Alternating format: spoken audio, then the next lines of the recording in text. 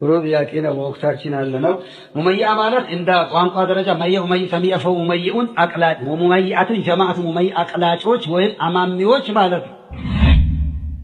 ጥሪው ራሳቸውን ይገልጻል። ምንድነው መለያቸው? በአለል ቢድዓ ላይ ያላቸው አቋማቸው ወረደ ነው መለያቸው። ቢሎ ሙሳይ ወላን ጀሪ ይላሉ። እገሌ ትክክል ነው ሱና ነው እና ወዲሳን ጥሩ ነው እንናገራለን እንጂ ደካማ ጎኑን ጣዕን ፍቺቱን ማስጠንቀቁን አንናገርም ብለው ይላሉ።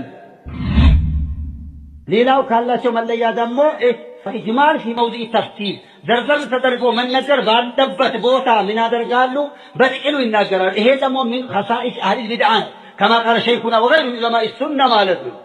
ዘርዘር መደረግ ባለበት ቦታ ላይ በጥቅሉ ተናግሮ ማለፍ ማለት ነው። ሌላው ደግሞ ኢኽዋኖች ትናንትና ረድ ያደርጉባቸው ከነበሩ በኢኽዋን ሙስሊሚን ላይ ኢኽዋን ሙስሊም ሙብተዲዎች እንደሆነ ግልጽ አደባባይ ወጣ ጉዳይ በእነሱ ድሮ ረድ ያደርጉ ነበር። መልሶ አሁን እነዛም ተውበት ሳያደርጉ እነዚህም ደግሞ ያኒ ተሳስተን ነበር ድሮ ተናገርንባቸው ሳይሉ አብሮአቸው ሚርመጣመጡ። ሌላው ደግሞ ለኢኽዋን አለ ቢድዓ ዲፋ ካላላም ያደርጉ። ሌላ ደግሞ አለ ቢድዓ ኢኽዋንን ሰና ሚያወድሱና ሚቀድሱ ማለት።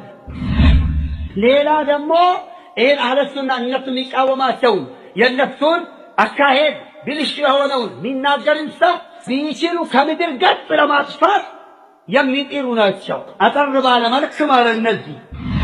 ሌላው ከመሰረቱ ሙብተዲ ከሆነ አንድ ሰው አሁን ሙብተዲዓ ናቸው። ሩኡሶቹ ሩሙዞች ዋና ዋናዎች በየጊዜው የሚጠራቸው አሉ። አሁን ሙብተዲዓ ናቸው።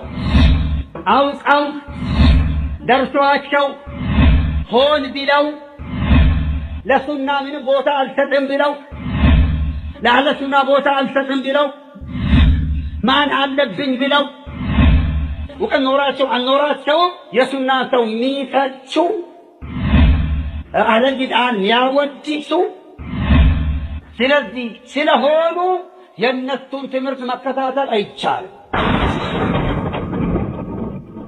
ነፍስ አማራ እኮ ግን ሙርናት ሲመራለች ከብዳለች። ቁል ለቀለው ካነ ሙራነው ከነሱ ደርስ መከታተል አሁን